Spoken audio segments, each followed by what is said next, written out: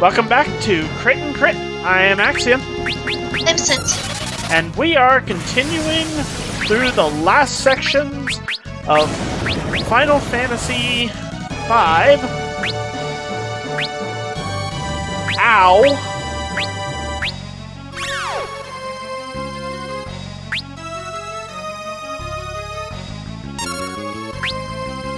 Okay, that hurt.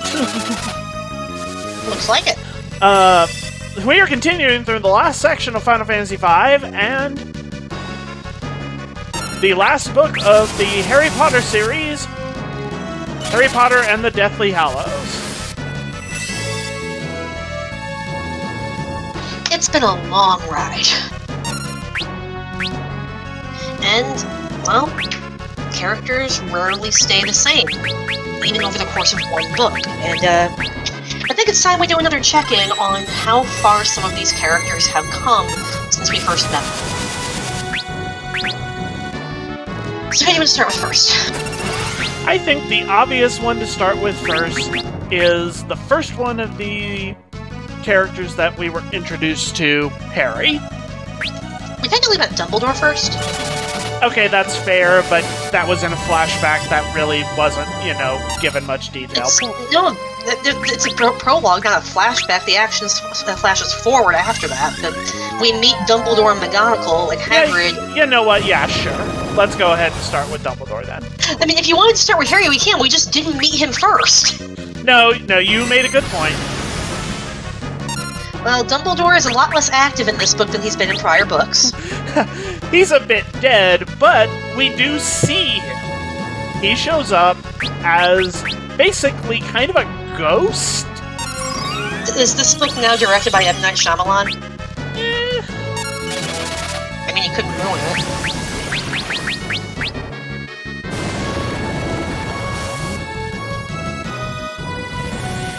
Yeah, we get a lot more development on Dumbledore's backstory, which kind of makes it hard to say it developed him as a character because we never see how this actually changes him.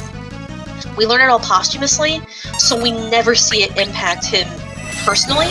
We never see how it changes his interactions with Harry, because for him it's already been there, done that. It's just new information for Harry, who can't really act on it. So, yeah, I'm not too sure we can analyze Dumbledore too much. Yep, so not a lot to say, but we definitely do get to see a side of him that we haven't really seen much of otherwise. And down goes in Twintania. Yeah.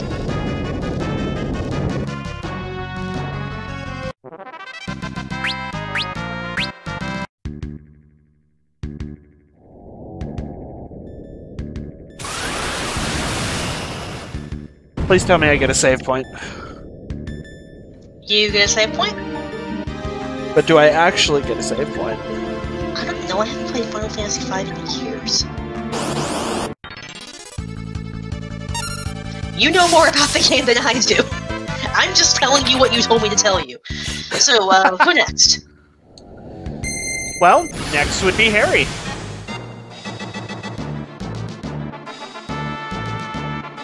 Are we in Moonside? No, Yeah, but Harry? I think that's Gilgamesh. Oh, Okay. no, we're not doing that.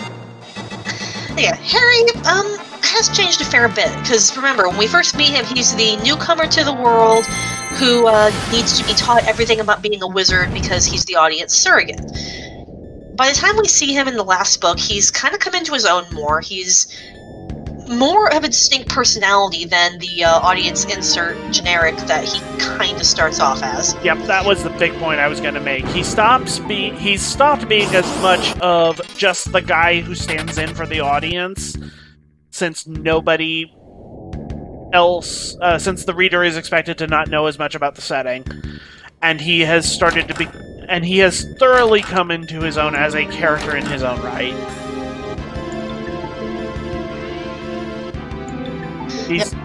He's developed his own likes and dislikes, he's developed his own personality.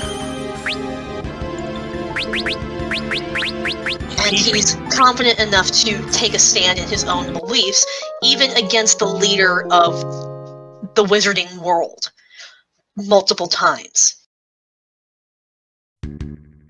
Like, I don't know a lot of teenagers who would have the self-confidence to, if confronted by a highly ranked politician telling them, we need you to do this thing to help save people's lives, to say, no, I don't like your methods, step off. But Harry could. Now, whether that's because he's just that confident or because he knows he's too important for them to do anything about, I don't know. So you could read a little bit into that either way.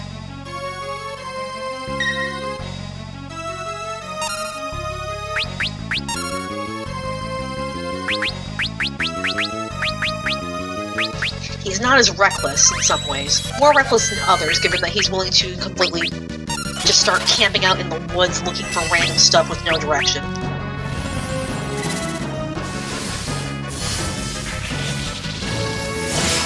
He is, for good and bad, a fully realized character at this point. Not just an audience surrogate stand-in.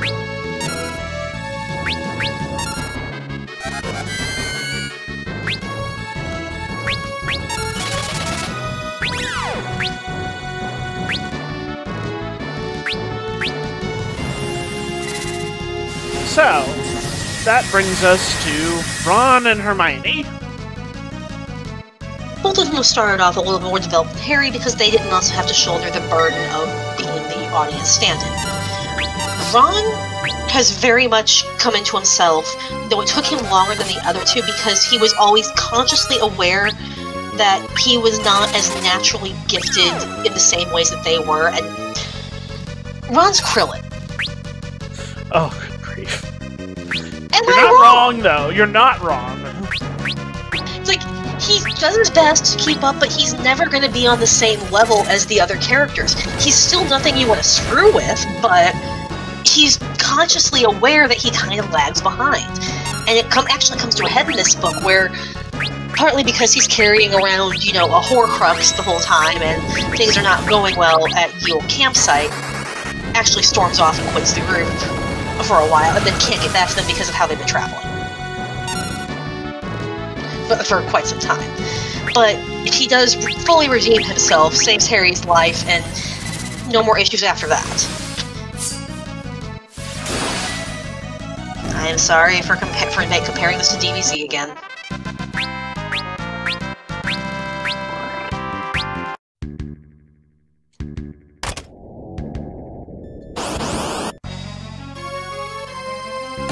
I mean, I think that's just... Guys.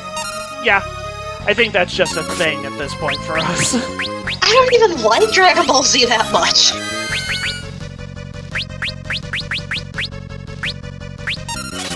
This episode is not free of Dragon Ball content.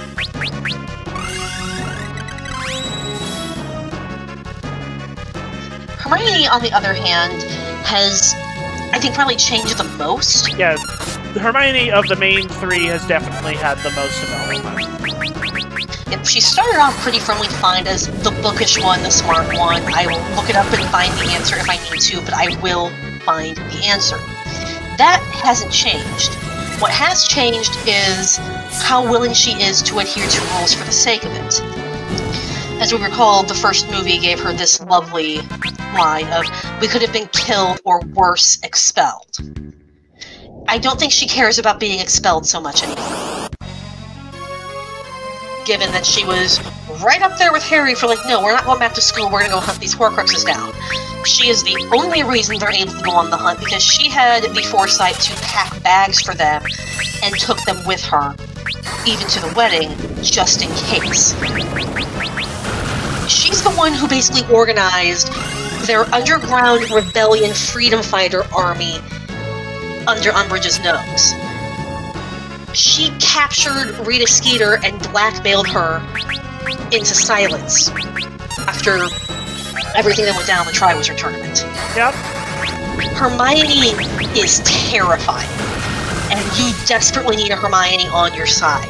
she might not be the most open-minded character, as we've seen with regards to divination and everything Luna says, but she means well, she's got a good heart, she tries her best, and dear lord, you do not want her as your enemy, because she will find new and improved ways to ruin everything about your existence.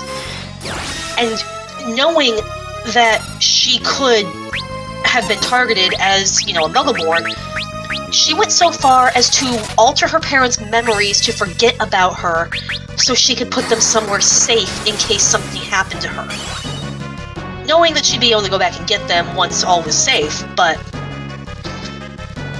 that's a level of planning and foresight that most kids her age would not have, let alone the willingness and capability of doing it. It's extremely impressive and extremely scary in a lot of ways. Yep. Yeah, do not mess with Hermione. You will regret it in ways you didn't think were possible because she just thought of them. Harry might be the chosen one, but I think he's the secondary threat.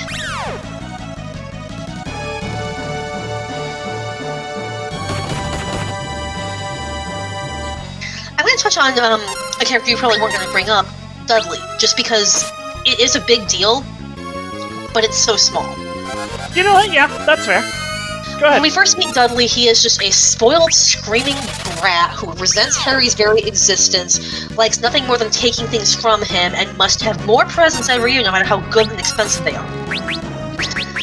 By the end of the series, Dudley is the only Dursley to express any concern about separating from Harry, wanting to make sure he's okay, and actually thanks him for saving his life a couple years ago.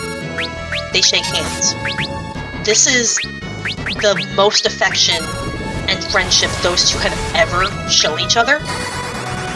Pretty much the best they ever get, but the fact that Dudley was actually capable of making this growth is huge. Yeah. Can't say the same for his parents, though. Vernon apparently has never changed, and Petunia is just bitter over her exclusion from the wizarding world because Lily got the magic and she didn't. Which is probably why she doubled down so hard on we don't allow any of this magic nonsense in our house. So I can't do it, why should you? Yeah, unfortunately. Yep, we know plenty of people exist who are just like that. Life sucks sometimes. Yep. So who's next? I think next would be Neville. Man, Neville. I think Neville might have the award for most developed character throughout the entire series. There's a reason Longbottomed became a verb.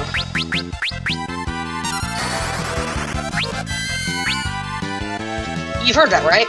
I have not. Okay, Neville basically started off as almost a joke character, and by the end, you get to see that he very much could have been Harry in pretty much every sense of it. He becomes more confident, comes into his own, is a scarily competent wizard, especially when it comes to herbology. He just finally got the chance to, come into his own. Get that, you would not recognize Neville from Book 1 to Book 7. Yep, if you hadn't seen all the stuff in between.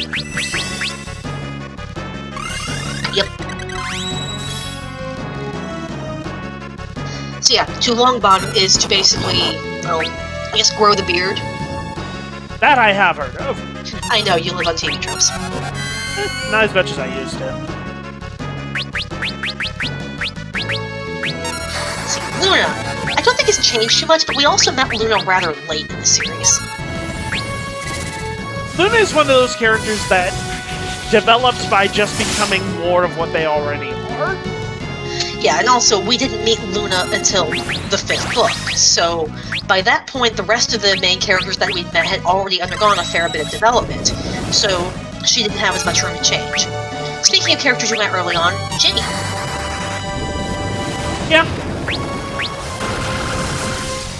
It's interesting, I think, with Ginny, just because she's an important character who's not super important for most of the series.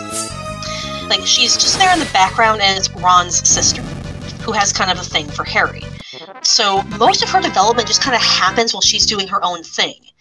Like, we know she's a good Quidditch player. We know that she is pretty good with magic. We know that she is not willing to just listen to what her brothers say because I'm my own person, screw you. But it's mostly it's mostly just her doing her own stuff in the background. Like, she starts with just being a side character we see once, to the damsel in distress of book 2, to just kind of becoming a powerhouse in her own right. Which is nice. She's one of the few, I believe, that goes with Harry to the Ministry. Or am I mixing that up? I thought she was, Yeah, she was there with... Okay, it's been a bit. With Luna and Neville. Okay. With Luna and Neville, yeah. And obviously Ron and Hermione.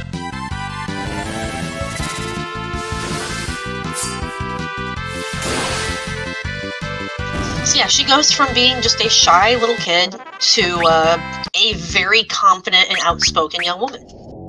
Which is kind of a normal character arc for someone to have at her age. Yep. That's pretty much how it should be. The Weasley twins, I don't think change too much, though we get to see that they're less silly than we initially thought, because they're actually working on some pretty impressive business plans. The entire time we think they're just goofing around, and they successfully put their pranks to good use against Umbridge, who couldn't have been nicer loud. Up until we no longer have twins at the end. Yep. Let's see, Percy. Percy doesn't really change too much, I think, until the very end. He was always the ambitious one who wanted to be more than just a kid from a poor family, smart, kind of a suck-up, gets a ministry job right off the bat, and when the Ministry starts to take sides in the whole Voldemort situation, falls very heavily in with the party line of nothing is wrong, nothing to see here, Leslie Nielsen gif, and cuts off his family when it's basically, well, the family's pretty sure he's getting a promotion so they can spy on the Weasleys, and he resents the idea that he didn't earn it. So he cuts off the family, and doesn't see sense until the last book, where he apologizes, which is kind of a little too late. Hello.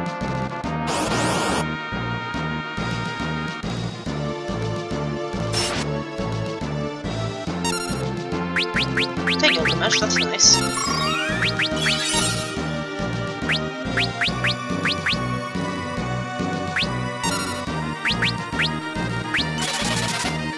Who else?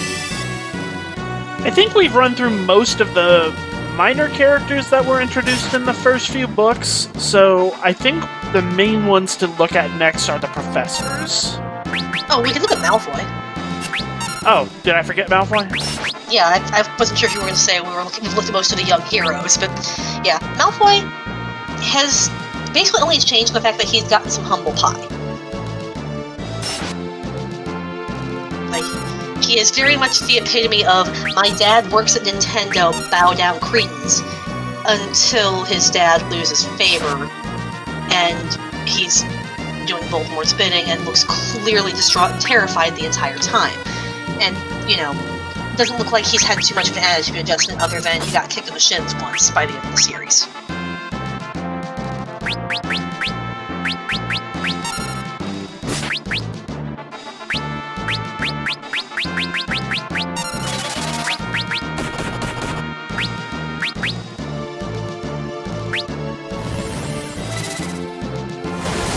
Professors, I'm not sure how many of the professors we see change too much. They mostly stay fairly consistent. Like, McGonagall is unreliable. Hagrid is a hot mess.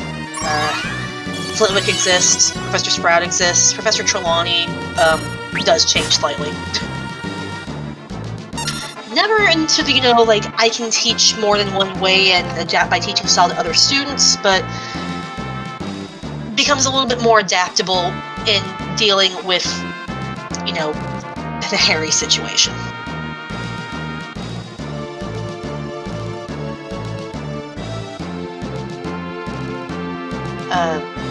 Gilgamesh, are you okay?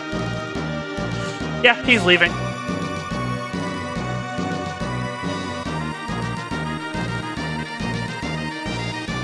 Hasta la bye-bye.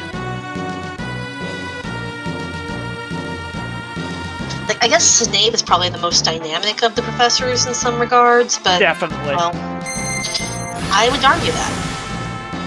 Because the idea that we're supposed to be getting, I think, by the end of the book is that, oh no, he was always doing this, you just didn't see it, which... I don't know. That's definitely not the impression I got. Well, yeah, but I think that's also just because, like, getting reveals that were only known to one character who never told any secrets ever doesn't really help out so much.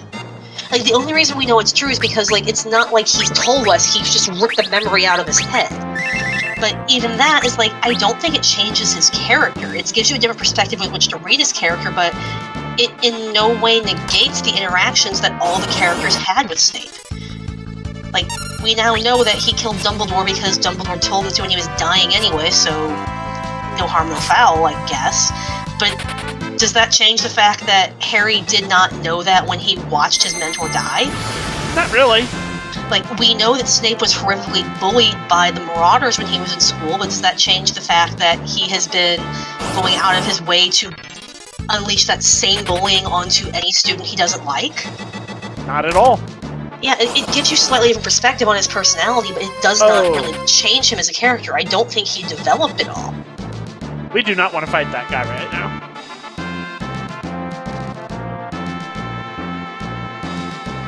Because, yeah, like, character development shows that you interact differently with people. He didn't. Yeah, I can't argue that. Like, it's the same thing we'd have with Dumbledore. Like when we talked about it last time. We learned a lot about Dumbledore's past, but we learned it too late for it to actually change how any of the characters interacted with him or change his interactions with the other characters. So, it's perspective, but it's not development. Yeah. Let's see, Voldemort has not changed. Started out as kind of a dick, ended as kind of a dick, so I mean, we can just leave it at that. I mean, I wouldn't even say kind of. Just straight up yes. I mean, well, okay, he started out as a mostly dead dick. Okay, yeah, that's fair. Kind of, in the sense of not fully existing. Who else do we want to bring up here? We probably should have written out a list of, like, characters we wanted to talk about, because we're just going to ramble. We're absolutely going to forget someone. Well, the Marauders, since you mentioned them. Well, let's see. One of them started out dead and stayed dead. One of them started out presumed dead. It got dead again. Let's just say all the Marauders are dead. We talked about Sirius and Broken Pedestals. I kind of want to put Lupin on that as well. To a lesser degree, yeah. I guess. Yeah, because we see that Lupin's response to suddenly having parental responsibility is to run away from it. Which, do not tell that to Harry, who, you know, is an orphan, that you know this, Remus. You know that this is probably going to be the last source of sympathy you would get. So, yeah.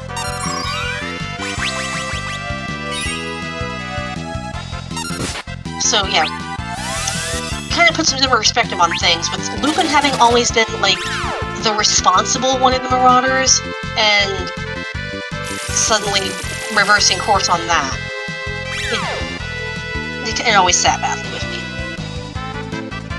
And it kind of turns out for not, because, well, Rowling has both Lupin and Tonks killed by the end of the story anyway, so, so much for being there as a parent. Yeah.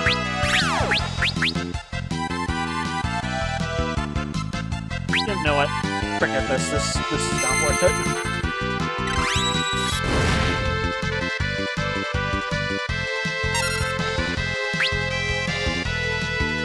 I would like to escape, please.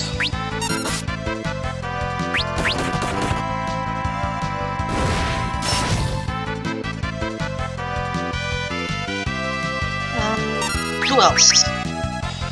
Who's left? Lots of characters, because there's tons of characters in this, but... Who's left that's worth talking about? I mean, I guess there's the House Elves, Dottie and Creature, but I don't really think they change too much. Not really. Dobby's dead. Well, yeah, Dobby stays Dobby the whole time. Creature softens to them a bit when they get more of his backstory, and that actually does change his behavior. But as we've mentioned, it kind of we get to see like, oh look, you're now perfectly willing to make use of house elf labor, even though you've been on for that whole time. But yeah, that was But yeah, I don't know. There's just a lot of characters, and I mostly want to talk about the main characters that we spend the most time with, and I think we've done that. Yeah, I'm not sure what else there is to add. Probably a good place to call it then. Until next time. See y'all then.